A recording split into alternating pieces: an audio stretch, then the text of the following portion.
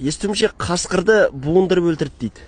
Балам, ол қасқырды алу әшей сән ғой маған. Сән еркенен бары қуамда, оны мылтықтамаймын. Мылтықпен елің бәрі атып ала береді ғой.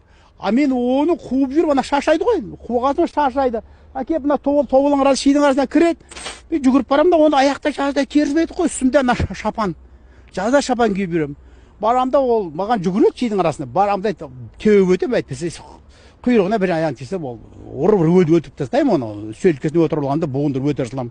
Қасқырды буындырып өлтіресіз. Буындырып өлтіре берем мен. Маған ол мен оны үйренгем әбден маған. Қарама-қарсы жүгіресіз. Ол да маған жүгіреді мені. Кейде былай секіреді, былай құлағынан аламын да сол жығамын да. Енді ақылым бар ғой менің. Мен былайқада өзім балуанмын ғой, күштімін ғой. Бір жылқыны бір қолымен ұстап тұратын адам маған қасқыр деген не ол? Мен ақыл есім дұрыс қой оны жағдай. Енді қасқырды жүгірген кезде қолыңыз жарақаттанған шығар талай. Міне бәрі мені тістеді балам, бәрі тістеді. Ол не қады ол? Тістей берсін ол. Тістеген не қады ол? Өйткені мен оның астына түспеймін ғой, менің күшім бар ғой. Өзіме күшіме сеніп тұр ғой.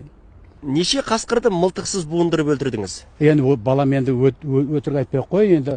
Ол кезде ана мылтық жоқ қой бізде балам. Мылтық жоқ. Таза қолмен ұрып аламын, болды қолмен ақ ол. Алайдағы бір естелік бар ма, бір қасқырмен айқасқан бір есте қалған? Бір қасқырды буындырып өлтірген сәтіңіз? Ол енді балам енді қазір айтайын балам бұл жетпіс